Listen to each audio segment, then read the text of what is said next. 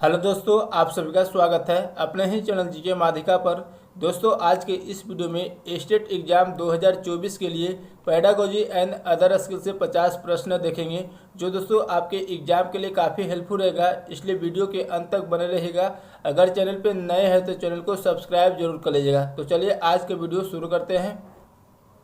तो दोस्तों, पहला प्रश्न है, निम्नलिखित में से शिक्षण का मुख्य उद्देश्य कौन सा है। तो दोस्तों, बताना है कि निम्नलिखित में से कौन सा जो है शिक्षण का मुख्य उद्देश्य है।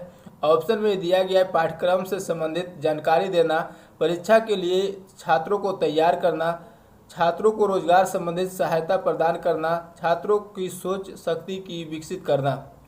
तो दोस्तों, इसका राइट आंसर ऑप्शन डी हो जाएगा, छात्रों की सोच शक्ति को विकसित करना। ठीक है, नेक्स्ट क्वेश्चन देखते हैं। क्वेश्चन है, एक शिक्षक छात्रों का ध्यान आकर्षित करने में सक्षम नहीं है, ऐसी स्थिति में शिक्षक को कौन सा कदम उठाना चाहिए।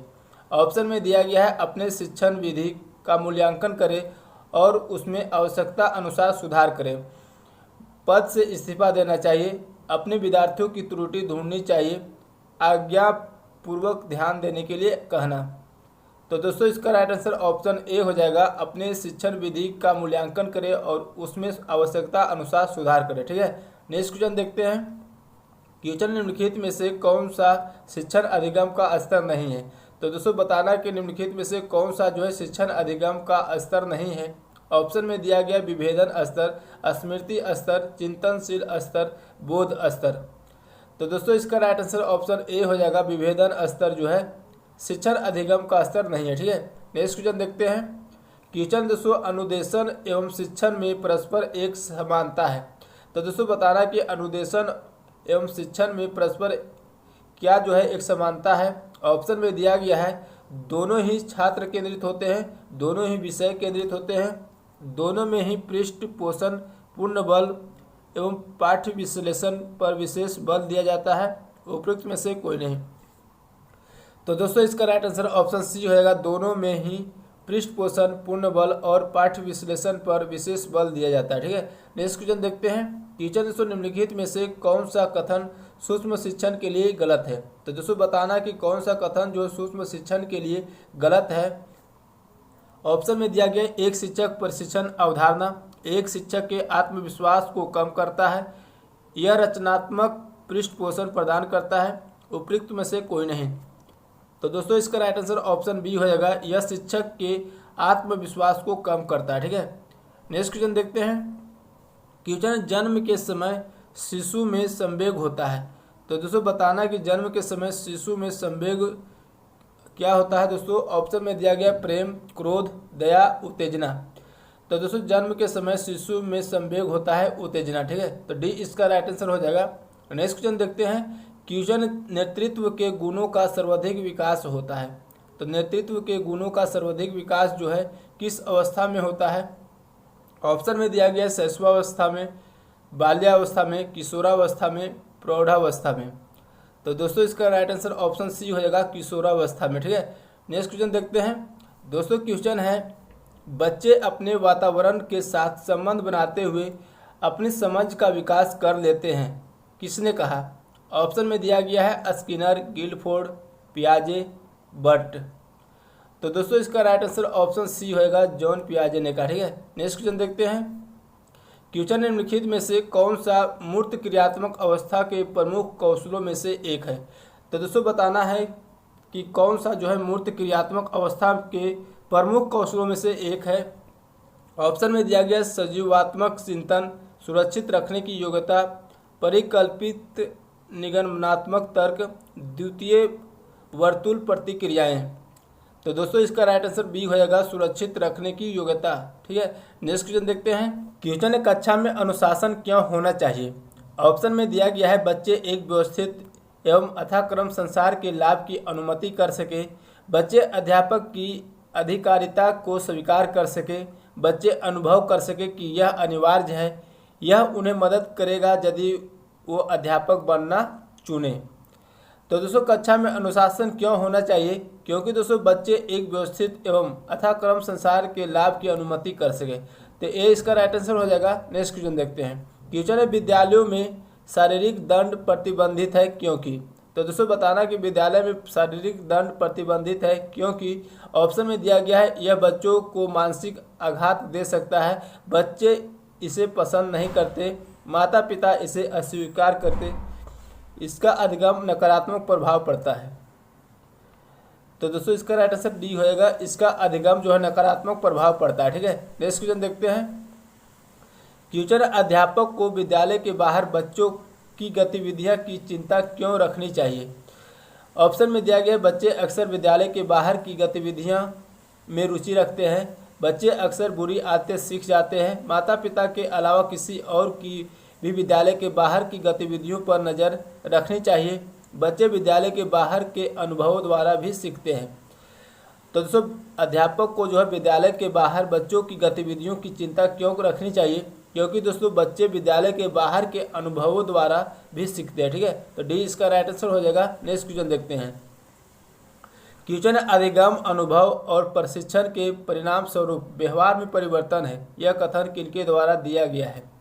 ऑप्शन में दिया गया गेट्स व अन्य द्वारा, मॉर्गन और गिलीलैंड के द्वारा, स्किनर के द्वारा, क्रॉनबैक के द्वारा।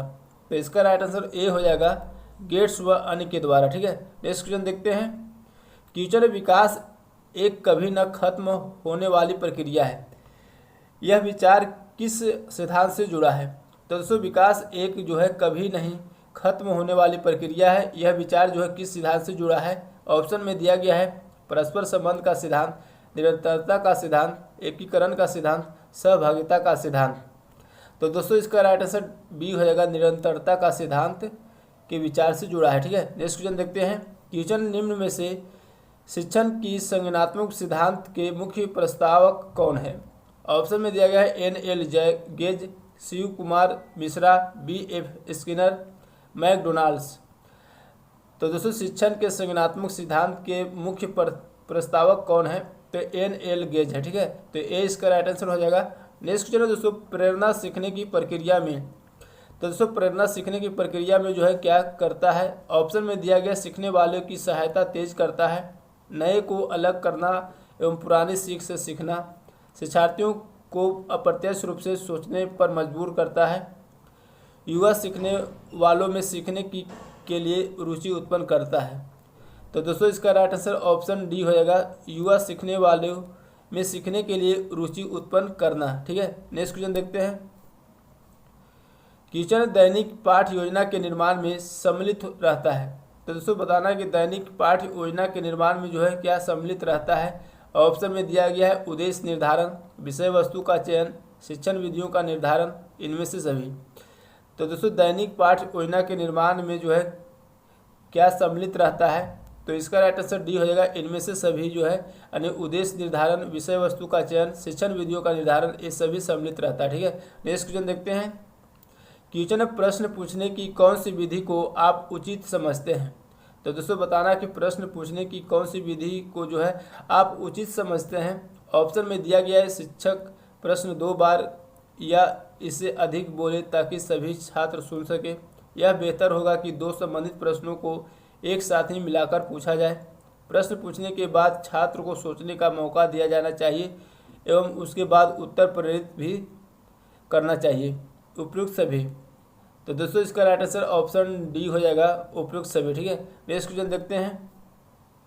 क्वेश्चन दिए गए जिस कार्य को करते समय बच्चे स्वयं आनंद लेते हैं, अनुभव प्राप्त करते हैं, उसे क्या कहा जाता है? ऑप्शन में दिया गया है उपभोक्ता प्रकार का कार्य, निर्माणात्मक प्रकार का कार्य, समस्यात्मक प्रकार का कार्य, ड्रिल और अभ्यास कार्य। तो दोस्तों दिए गए जिस कार्य को करते समय बच्चे स्वयं आनंद लेते हैं, अनुभव प्राप्त करते हैं, उसे जो है उपभोक्ता प्रकार का कार्य कहा जाता है। ठीक है, तो ए इसका राइट आंसर हो जाएगा। नेक्स्ट क्वेश्चन देखते हैं। क्वेश्चन गतिविधि आधारित शिक्षण बल देता है।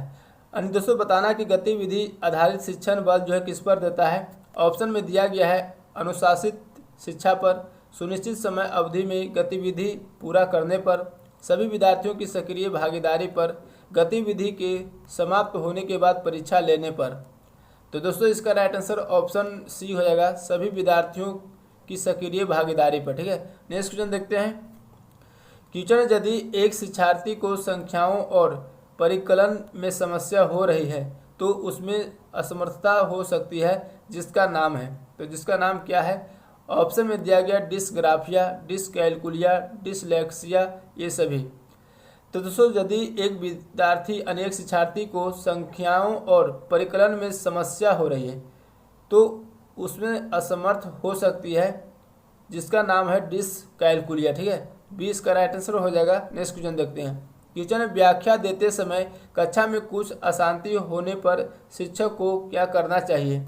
ऑप्शन में दिया गया थोड़ी देर शांत हो जाना चाहिए और फिर आगे बढ़ना चाहिए, कक्षा को छोड़ देना चाहिए, अशांति फैलाने वाले छात्रों को सजा देना चाहिए, कक्षा में जो भी हो रहा है उसकी चिंता नहीं करनी चाहिए। तो दोस्तों इसका राइट आंसर ए हो जाएगा, थोड़ी देर शांत हो जाना चाहिए और फिर आगे बढ़ना चाहिए। ठीक है, नेक्स्ट क्वेश्चन है बौद्धिक कौशल किस ज्ञान क्षेत्र के द्वारा प्रतिबंधित होते हैं? ऑप्शन में दिया गया संज्ञानात्मक, भावात्मक, क्रियात्मक, उपयुक्त में से कोई नहीं। तो दोस्तों इसका राइट आंसर ए हो जाएगा संज्ञानात्मक। ठीक है, नेक्स्ट क्वेश्चन देखते हैं। क्वेश्चन गृह कार्य देने का लाभ यह है कि शिक्षार्थी खाली स्थान। तो दोस्तों बताना कि गृह कार्य देने का लाभ जो है शिक्षार्थी में क्या होता है। ऑप्शन में दिया गया घर पर व्यस्त रहते हैं, घर पर पढ़ते हैं, उनकी तरक्की का आकलन किया जा सके, स्व अध्ययन की आदत विकसित हो सके। तो दोस्तों गृह कार्य देने का लाभ यह है कि शिक्षार्थी में जो है स्व अध्ययन की आदत विकसित हो सके। तो डी इसका राइट आंसर हो जाएगा। नेक्स्ट क्वेश्चन देखते हैं। क्वेश्चन दोस्तों शिक्षक बच्चों की जटिल अवधारणाओं की समझ को किस प्रकार सहज कर सकते हैं? ऑप्शन में दिया गया एक व्याख्यान देकर के, प्रतियोगितात्मक अवसरों की व्यवस्था करके, बार बार आंतरिक अभ्यास के द्वारा, अन्वेषण एवं परिचर्चा के लिए अवसर उपलब्ध करके। तो दोस्तों इसका राइट आंसर ऑप्शन डी हो जाएगा, अन्वेषण एवं परिचर्चा के लिए अवसर उपलब्ध करके। ठीक है, नेक्स्ट क्वेश्चन देखते हैं। क्वेश्चन निम्नलिखित में से कौन सा विकास का सिद्धांत नहीं है? तो दोस्तों बताना कि कौन सा जो है विकास का सिद्धांत नहीं है। ऑप्शन में दिया गया विकास जीवन पर्यंत होता है, विकास परिवर्त्य होता है, विकास आनुवांशिकता एवं पर्यावरण दोनों के द्वारा प्रभावित होता है, विकास सार्वभौमिक है तथा सांस्कृतिक संदर्भ इसे प्रभावित नहीं करते हैं। तो दोस्तों इसका राइट आंसर ऑप्शन डी हो जाएगा, विकास सार्वभौमिक है तथा सांस्कृतिक संदर्भ से प्रभावित नहीं करते। ठीक है, नेक्स्ट क्वेश्चन देखते हैं। क्वेश्चन है विद्यार्थियों की अधिगम गतिविधियों में भागीदारी करने के लिए लगातार पुरस्कार देने व दंड का प्रयोग करने से क्या प्रभाव पड़ता है? ऑप्शन में दिया गया बाहरी अभिप्रेरण कम होती है, आंतरिक अभिप्रेरण बढ़ती है, यह बच्चों को प्रदर्शन आधारित लक्ष्यों के बजाय निपुणता पर ध्यान देने के लिए प्रोत्साहित करेगा, अधिगम में बच्चों की स्वाभाविक अभिरुचि तथा जिज्ञासा कम होती है। तो दोस्तों इसका राइट आंसर ऑप्शन डी हो जाएगा, अधिगम में बच्चों की स्वाभाविक अभिरुचि तथा जिज्ञासा कम होती है। ठीक है, नेक्स्ट क्वेश्चन देखते हैं। क्वेश्चन है संरचनावादी ढांचे में अधिगम प्राथमिक रूप से किस पर आधारित है यानी किस पर केंद्रित है? ऑप्शन में दिया गया अंतर्वद याद करने पर आधारित है, प्रबलन पर केंद्रित है, अनुबंधन द्वारा अर्जित है, अवबोधन की प्रक्रिया पर केंद्रित है। तो दोस्तों संरचनावादी ढांचे में जो है अधिगम प्राथमिक रूप से अवबोधन की प्रक्रिया पर केंद्रित है। ठीक है, तो डी इसका राइट आंसर हो जाएगा। नेक्स्ट क्वेश्चन देखते हैं। क्वेश्चन संरचनावादी सिद्धांतों के अनुसार अधिगम के बारे में निम्नलिखित कथनों में से कौन सा सही है? ऑप्शन में दिया गया अधिगम पुनरुत्पादन एवं स्मरण की प्रक्रिया है, अधिगम अंतर्वद याद करने की प्रक्रिया है, अधिगम आवृत्तीय संबंध के द्वारा व्यवहारों का अनुबंधन है, अधिगम सक्रिय विनियोजन के द्वारा ज्ञान की संरचना की प्रक्रिया है। तो दोस्तों इसका राइट आंसर ऑप्शन डी हो जाएगा, अधिगम सक्रिय विनियोजन के द्वारा ज्ञान की संरचना की प्रक्रिया। ठीक है, नेक्स्ट क्वेश्चन देखते हैं। क्वेश्चन है व्यक्तिक विभिन्नताओं का प्राथमिक कारण क्या है? तो दोस्तों बताना है व्यक्तिक विभिन्नताओं का प्राथमिक कारण क्या है। ऑप्शन में दिया गया लोगों के द्वारा माता पिता से प्राप्त अनुवांशिक संकेत पद्धति यानी कोड, जन्मजात विशेषताएं, पर्यावरणीय प्रभाव, अनुवांशिकता एवं पर्यावरण के बीच जटिल पारस्परिक क्रिया। तो दोस्तों इसका राइट आंसर ऑप्शन डी हो जाएगा, अनुवांशिकता एवं पर्यावरण के बीच जटिल पारस्परिक क्रिया। ठीक है, नेक्स्ट क्वेश्चन देखते हैं। क्वेश्चन निम्नलिखित में से शिक्षक में सबसे वांछित कौशल कौन सा है। तो दोस्तों बताना है शिक्षक में सबसे वांछित कौशल कौन सा है। ऑप्शन में दिया गया शिक्षक द्वारा कही गई बात का छात्रों की समझ आना, निर्धारित पाठ्यक्रम पूरा करना, शिक्षक के समय छात्रों का मानसिक रूप से शिथिलीकृत रखना, कक्षा की गतिविधियों के बारे में उच्च अधिकारियों को सूचित करना। तो दोस्तों इसका राइट आंसर सी होगा, शिक्षण के समय छात्रों का जो है मानसिक रूप से शिथिलीकृत रखना। ठीक है, नेक्स्ट क्वेश्चन देखते हैं। क्वेश्चन है एक शिक्षक व्यवहारिक रूप से समझने के लिए किस विधि का प्रयोग करता है। ऑप्शन में दिया गया व्याख्यान विधि, आविष्कार विधि, प्रदर्शन विधि, समस्या समाधान विधि। तो दोस्तों इसका राइट आंसर ए हो जाएगा व्याख्यान विधि। ठीक है, नेक्स्ट क्वेश्चन देखते हैं। क्वेश्चन है सूक्ष्म शिक्षण तकनीक प्रयोग की जाती है। तो सूक्ष्म शिक्षण तकनीक प्रयोग की जाती है, किसमें की जाती है। ऑप्शन में दिया गया छोटे आकार की कक्षा में पढ़ाने में, कृत्रिम परिस्थितियों में पढ़ाने में, विशिष्ट शिक्षण कौशलों में, अध्यापकों को तैयार करने में, उपयुक्त सभी। तो दोस्तों इसका राइट आंसर ऑप्शन सी हो जाएगा, विशिष्ट शिक्षण कौशलों में, अध्यापकों को तैयार करने में। ठीक है, नेक्स्ट क्वेश्चन देखते हैं। क्वेश्चन है एक हॉकी टीम में कितने खिलाड़ी होते हैं। तो दोस्तों बताना एक हॉकी टीम में जो है कितने खिलाड़ी होते हैं। तो दोस्तों इसका राइट आंसर सी हो जाएगा 11। ठीक है, नेक्स्ट क्वेश्चन दोस्तों गोस्वामी तुलसीदास ने निम्नलिखित में से किस ग्रंथ की रचना की। तो दोस्तों तुलसीदास ने जो है निम्नलिखित में से किस ग्रंथ की रचना की है। ऑप्शन में दिया गया रामायण, रामचरितमानस, रामचंद्रिका, भागवत रामायण। तो दोस्तों तुलसीदास ने जो है रामचरितमानस ग्रंथ की रचना की है। ठीक है, तो बी इसका राइट आंसर हो जाएगा। नेक्स्ट क्वेश्चन देखते हैं। क्वेश्चन है प्रश्न चिन्ह के स्थान पर क्या होगा। तो दोस्तों बताना है कि यहाँ पर प्रश्न चिन्ह के स्थान पर क्या आएगा, बताना है। ठीक है, तो सबसे पहले दोस्तों QS में देखेंगे। तो QS में देखते हैं तो +2 करने पर आ रहा है। ठीक है, यानी QRS। इसी प्रकार SU में देखेंगे तो STU +2 करने पर आ रहा है, UW में भी +2 करने पर आ रहा है। अब W +2 करेंगे तो कितना आएगा, WXY, यहाँ पर Y आ जाएगा। अब देखेंगे 1 2 6 21, 21 के बाद क्या आएगा, यानी 1 2 6 21, 21 के बाद बताना है। तो 1 गुने 1 + 1 करेंगे 2 आएगा, 2 गुने 2 + 2 करेंगे 6, 6 गुने 3 + 3 करेंगे तो 21, 21 गुने 4 + 4 करेंगे तो कितना आ जाएगा, 88। तो यहाँ पर 88 आ गया। अब दोस्तों यहाँ पर देखिए CDEF इधर से लेते हैं तो CDEF लगातार आ रहा है, तो यहाँ पर B लेंगे यानी BCDEF। इसका राइट आंसर ऑप्शन सी हो जाएगा। ठीक है, नेक्स्ट क्वेश्चन देखते हैं। क्वेश्चन जिस प्रकार 74 का संबंध 53 से है उसी प्रकार 95 का संबंध किससे है। तो दोस्तों 74 का संबंध 53 से है, तो सबसे पहले इसको चेक करेंगे। तो अगर 74 को लिखेंगे 7 का स्क्वायर +4 कर देंगे, यानी इसको 7 का स्क्वायर कर देंगे और +4 करेंगे कितना हो जाता है, 49 + 4 कितना होगा, 53। इसी प्रकार इसको करेंगे 9 का स्क्वायर +5 करेंगे तो 81 + 5 यानी 86। तो 86 इसका राइट आंसर सी हो जाएगा। ठीक है, नेक्स्ट क्वेश्चन देखते हैं। क्वेश्चन है दोस्तों दिए गए पासा में फलक 3 के विपरीत सतह पर कौन सा अंक आएगा, यानी 3 का विपरीत बताना है कौन सा अंक आएगा। ठीक है, तो यहाँ पर दोस्तों 4 पासा दिया गया है, लेकिन दोस्तों सबसे पहले 2 पासा में देखेंगे तो फर्स्ट और सेकंड देख लेते हैं। अब यहाँ पर दोस्तों 6 इसमें भी है, 2 इसमें भी है, तो बच गया दोस्तों 3 और 4, तो 3 का अपोजिट हो जाएगा 4। ठीक है, तो 4 इसका राइट आंसर बी हो जाएगा। नेक्स्ट क्वेश्चन देखते हैं। क्वेश्चन लूप संख्या ज्ञात कीजिए। तो लूप संख्या यहाँ पर क्या आएगा बताना है। तो दोस्तों 45 47 में देखते हैं अल्टरनेट में, तो 45 + 2 करते हैं 47, 47 + 2 करते हैं तो 49, 49 + 2 करते हैं तो 51, 51 + 2 करते हैं तो 53। इसी प्रकार दोस्तों इसमें करेंगे 54 के बाद दोस्तों यहाँ पर क्या आएगा, उसके बाद 56 है, तो यहाँ पर अगर 1 जोड़ते हैं तो 55 और 55 में 1 जोड़ते हैं तो 56। ठीक है, तो दोस्तों यहाँ पर 55 आ जाएगा, बी इसका राइट आंसर हो जाएगा। नेक्स्ट क्वेश्चन देखते हैं। क्वेश्चन निम्नलिखित श्रेणी को पूर्ण करें। तो दोस्तों बताना है कि निम्नलिखित श्रेणी दिया गया है, इसमें पूर्ण करना है, यानी यहाँ पर क्या आएगा। ठीक है, तो सबसे पहले दोस्तों करेंगे ए और जी में, ए और जी में करेंगे तो अगर +6 करते हैं तो जी आता है, जी और एम में देखेंगे तो 6 करने पर आ जा रहा है, और एम में +6 करेंगे तो कितना आएगा, तो MNOPQRS एस आ जाएगा। ठीक है, यानी एस आएगा। अब दोस्तों यहाँ पर देखिए ए का उल्टा जेड है, जी का उल्टा टी होता है, एम का उल्टा एन होता है, तो एस का उल्टा क्या होगा, एच होगा। तो इसका राइट आंसर ऑप्शन सी हो जाएगा। नेक्स्ट क्वेश्चन देखते हैं।